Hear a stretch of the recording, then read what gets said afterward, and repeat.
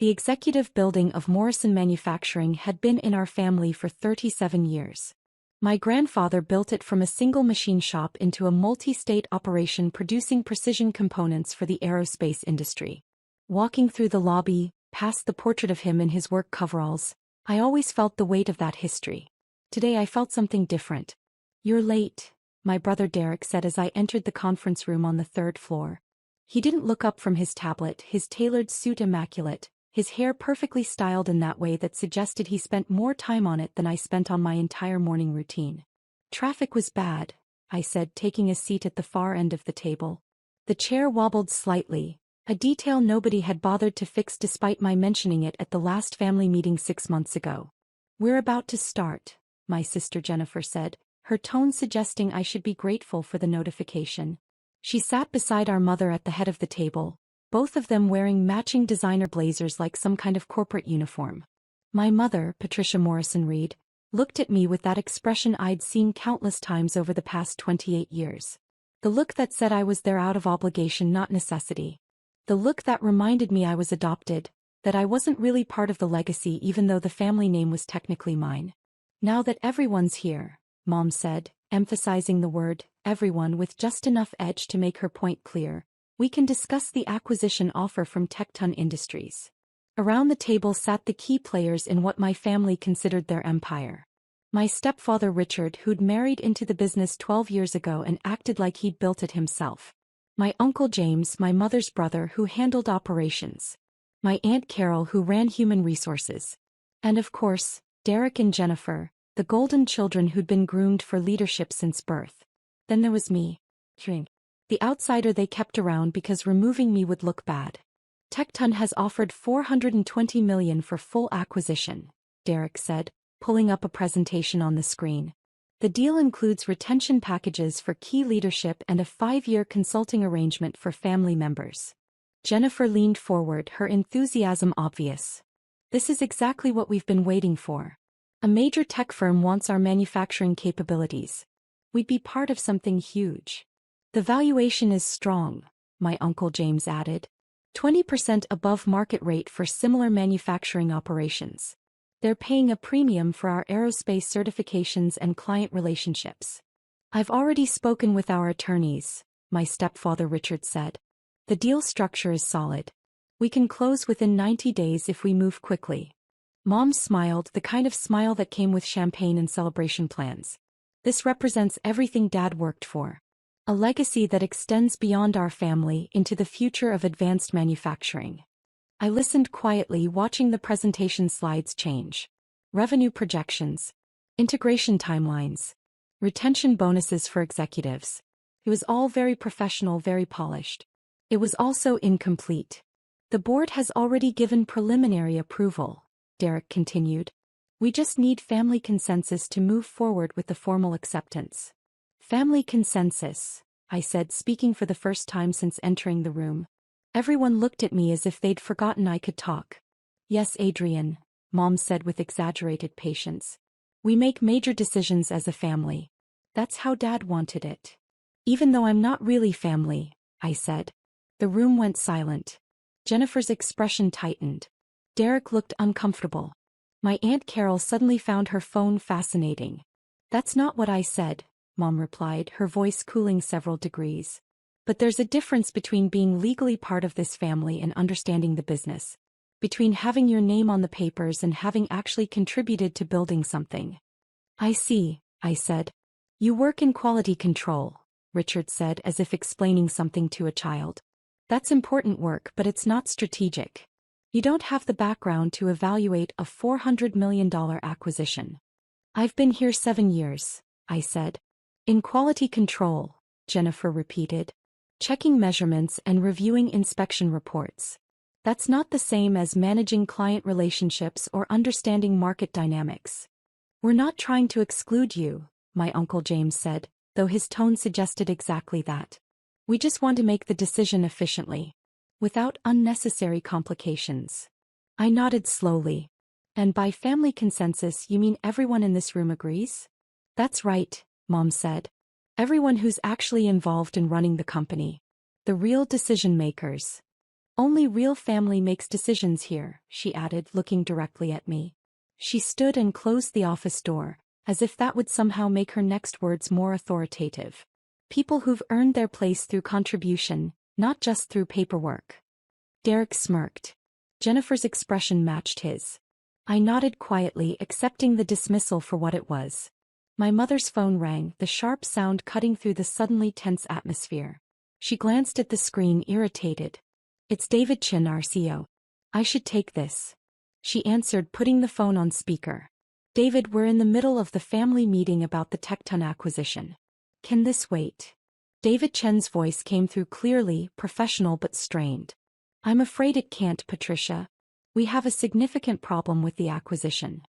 Mom's expression shifted from irritated to concerned. What kind of problem? I just received notification from our corporate attorneys that the Tecton merger has been rejected by our majority stakeholder.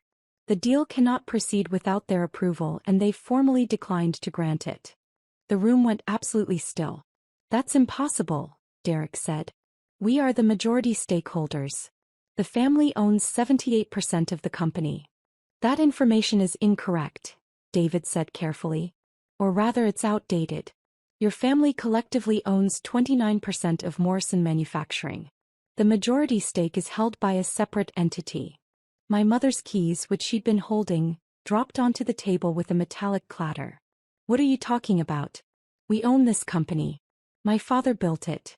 We've always been majority owners. That was true until approximately 5 years ago, David said. At that time, a private investment firm called Axiom Holdings began purchasing shares through various private transactions. The purchases were all properly documented and filed with the corporate records, but they were structured in a way that didn't trigger consolidated reporting requirements. Richard grabbed the phone. Who owns Axiom Holdings? There was a pause on the other end. When David spoke again, his voice was even more careful. That information is contained in the corporate filings, but I think it would be better if we discuss this in person. I can be there in 20 minutes. Tell us now, Mom demanded, her composure starting to crack. Another pause. Axiom Holdings is wholly owned by Adrian Morrison Reed. The silence that followed was so profound I could hear the air conditioning humming through the vents. Derek stood up so fast his chair rolled backward. That's insane. Adrian doesn't have that kind of money. Where would he get the capital to buy 50% of a manufacturing company? 71%, David corrected quietly. Axiom Holdings currently owns 71% of Morrison Manufacturing. Jennifer's face had gone pale. This is a mistake. Some kind of clerical error. It's not an error, I said quietly. Everyone turned to look at me. It's accurate. I own 71% of the company through Axiom Holdings. I've owned majority control for 3 years now. My mother sat down slowly as if her legs wouldn't support her anymore. How? Grandfather's trust, I said. When he died, he left equal trusts to all his grandchildren. Derek got one, Jennifer got one, and I got one.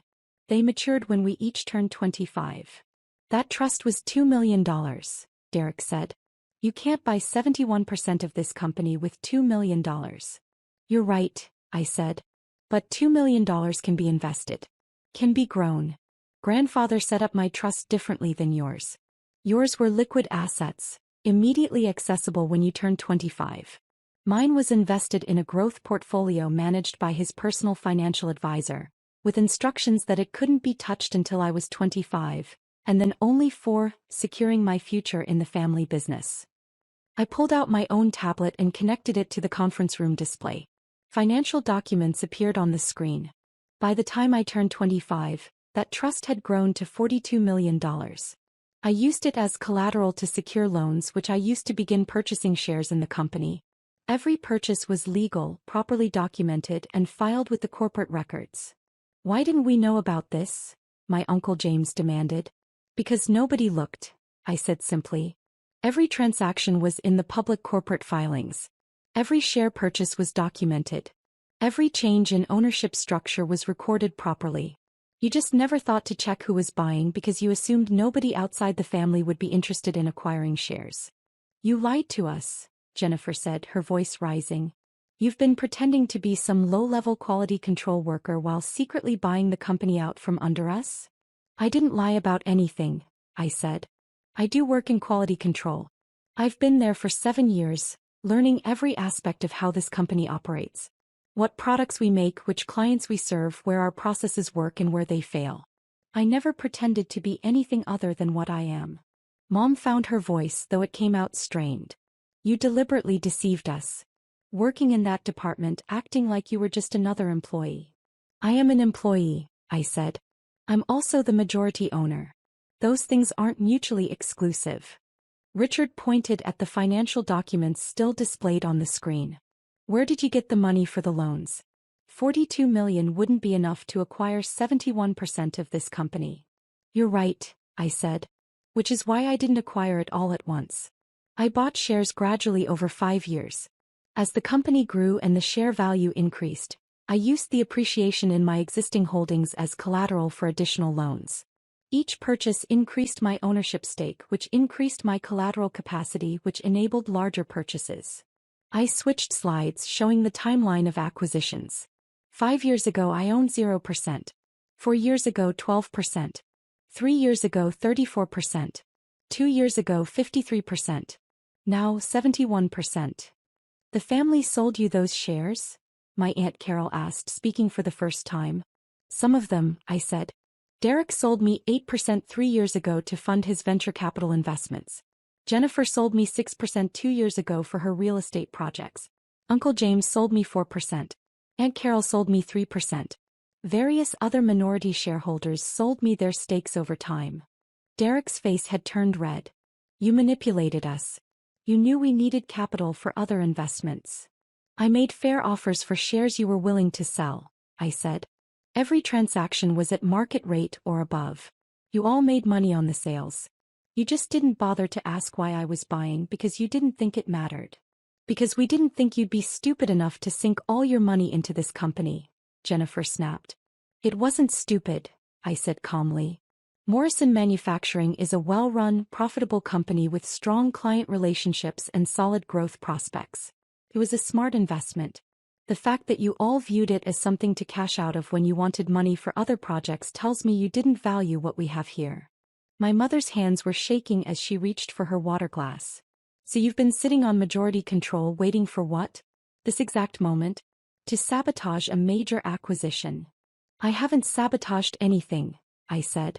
I rejected a merger that wasn't in the company's best interests. $420 million isn't in our best interests? Richard said incredulously. No, I said. It's not. And I can prove it. I changed slides again, showing a detailed analysis. Tecton's offer values us at $420 million. That sounds impressive until you look at the actual numbers. Our annual revenue is $183 million. Our profit margin is 18%, which gives us $33 million in annual profit.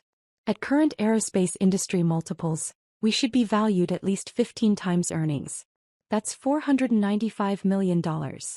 Derek leaned forward. That's only a $75 million difference.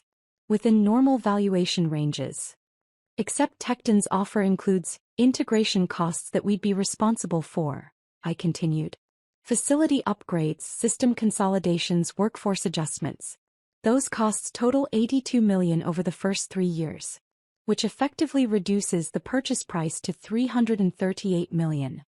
The room had gone quiet again, but this time people were actually paying attention to what I was saying. Furthermore, I said, Tecton's retention packages for key leadership total $42 million over 5 years. But those packages only go to corporate officers, not to working employees. The people who actually make our products, who maintain client relationships, who ensure quality standards, they get nothing except the uncertainty of new ownership. I switched to another slide. Most significantly, Tecton's integration plan calls for consolidating our 3 manufacturing facilities into 2 within 18 months.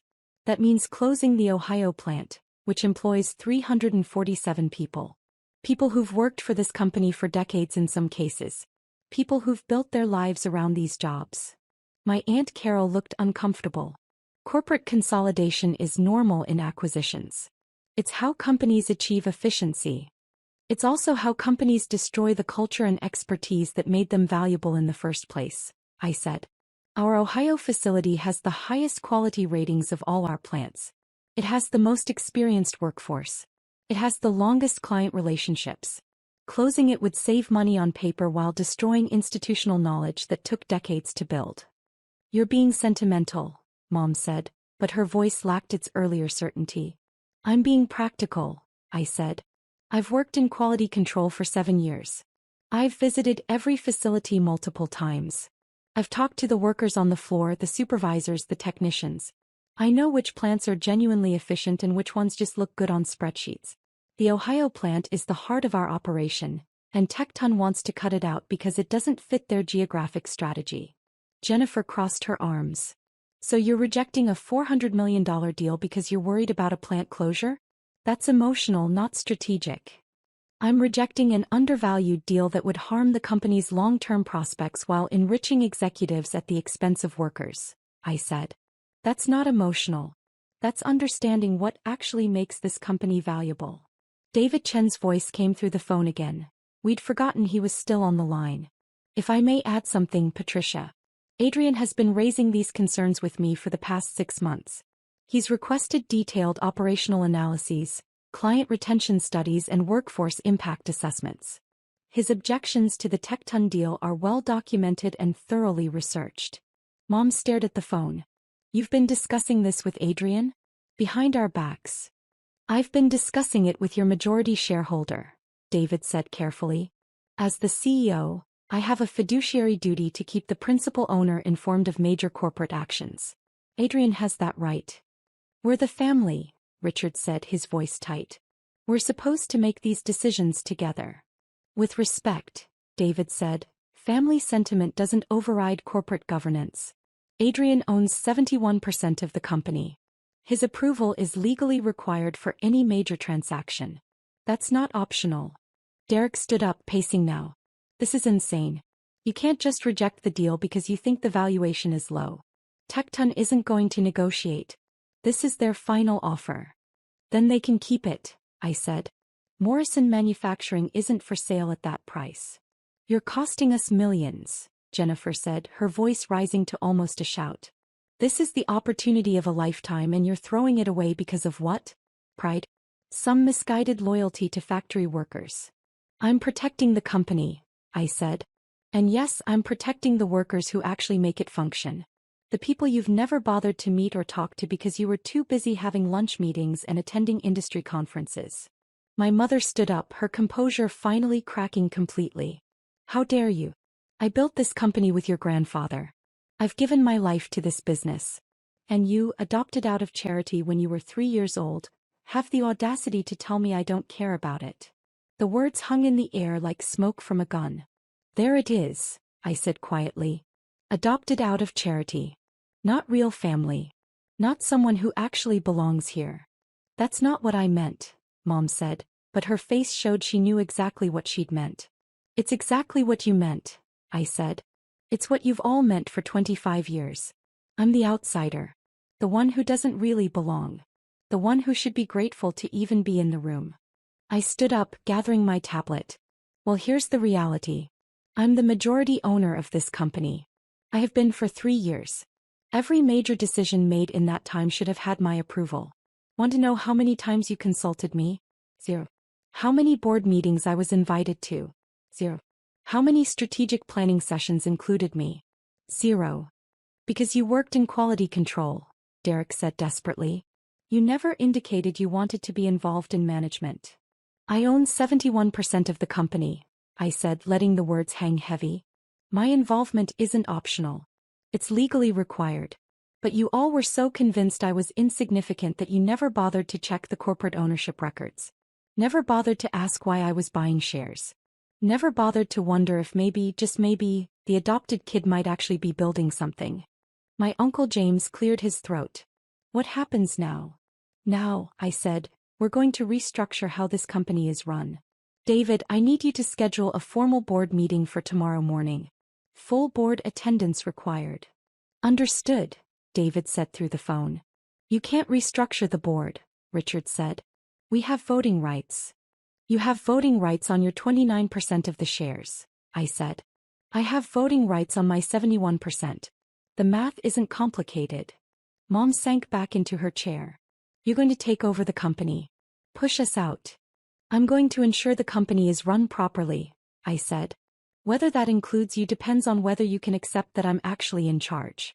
That I'm not just the adopted kid you keep around out of obligation. This is because we didn't treat you like family? Jennifer said. You're destroying our legacy out of spite? I'm not destroying anything, I said. I'm protecting the legacy grandfather built. The one he trusted me enough to give me the resources to preserve. He knew exactly what he was doing when he structured my trust differently than yours. He wanted someone who would value the company itself, not just what it could be sold for. I walked toward the door then paused. The board meeting is at 9 a.m. tomorrow. I expect everyone to attend. We'll be discussing management restructuring, operational priorities, and the company's direction going forward. Come prepared to actually listen for once. I left the conference room and walked down the hallway, past the executive offices with their mahogany furniture and expensive art. Past the reception area where Linda had worked for 20 years and always remembered to ask about my day. Past the break room where I'd had lunch with the third shift supervisors and learned more about our operations than a dozen strategic planning meetings could teach. My phone started ringing before I reached the elevator. Mom's number. Then Derek's. Then Jennifer's. I let them all go to voicemail. Instead, I called Marcus Howell, the attorney who'd been helping me structure the Axiom Holdings acquisitions for the past 5 years. He answered on the second ring. Adrian, I assume they found out? David Chin told them on a conference call, I said. It went about as well as expected. Do you need me there for the board meeting tomorrow? Yes, I said. Bring all the corporate governance documents. Articles of incorporation, bylaws, shareholder agreements. I want everything crystal clear. Understood. For what it's worth, you handled this correctly. The Tecton deal was undervalued and the operational impacts would have been severe. Tell that to my family, I said. They're not going to see it that way for a while, Marcus said. But you did the right thing. Your grandfather would be proud. I hung up and stepped into the elevator. My reflection in the polished doors showed a man in work clothes. Jeans, a company polo shirt, safety boots. I looked like exactly what I was. Someone who'd spent 7 years on factory floors learning how things actually worked. But I was also the majority owner of a $183 million a year manufacturing company. Those two things weren't contradictory. They were complementary. The elevator reached the ground floor and I walked out into the lobby. Past grandfather's portrait. He was smiling in the picture, wearing his coveralls, standing in front of the original machine shop. A man who built something real, something lasting. I stopped and looked at the portrait for a long moment. I hope you knew what you were doing, I said quietly. Trusting me with this. My phone buzzed with a text from David Chin. Boardroom reserved for 9 a.m. tomorrow. Full board confirmed attendance. IT has prepared all the corporate records you requested. We'll have them ready by 8 a.m. I texted back. Thank you. See you then. Another text came through, this time from Jennifer. We need to talk about this. You're making a huge mistake. The family built this company. You can't just take it over. I typed a response. The family sold me 71% of the company. I didn't take anything. You gave it to me because you needed money for other investments. Those were your choices, not mine. Her response was immediate. We didn't know you were trying to take control. I wasn't trying to take control, I wrote back. I was investing in the company grandfather built. The fact that you saw that as a threat instead of a commitment tells me everything I need to know about your priorities. I put my phone away and walked out to the parking lot. My truck was parked in the employee section, between Carlos from machining and Jennifer from assembly. Not in the executive spots near the building entrance where Mom's Mercedes and Derek's BMW sat like symbols of status. Tomorrow that would change. Tomorrow I'd park wherever I wanted because I owned the parking lot. I owned the building. I owned the company. But tonight, I drove home to my modest apartment, the one I'd been renting for 7 years while my siblings bought houses and my parents remodeled their estate. The apartment where I'd spent countless evenings reviewing financial statements and corporate records, learning everything I could about the business I was building a stake in. The apartment where I'd planned for exactly this moment. My phone rang again. This time it was my Uncle James. I answered. Adrian, he said, his voice tired. I owe you an apology. I was surprised enough to pause before responding. Go on. I sold you those shares 3 years ago because I needed capital for a real estate investment. I thought I was just liquidating a small part of my holdings to someone who'd overpay for them. I didn't realize you were building a position. I should have asked questions. Would it have changed anything? I asked. He was quiet for a moment. Probably not. But I would have treated you differently if I'd known. These past few years, the way we've excluded you from decisions, the way Patricia talks about you not being real family, I should have said something. Why didn't you? Because it was easier not to, he said honestly. Because challenging Patricia means conflict and I avoided that. I'm sorry. Apology noted, I said. See you at the board meeting tomorrow. Adrian, one more thing. That Ohio plant you mentioned. I've been pushing to keep it open for 2 years. The efficiency studies all show it's our best facility. But Patricia and Derek kept insisting we needed to consolidate for cost savings.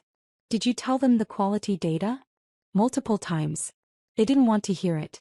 They wanted the narrative of streamlining operations for the Tecton deal.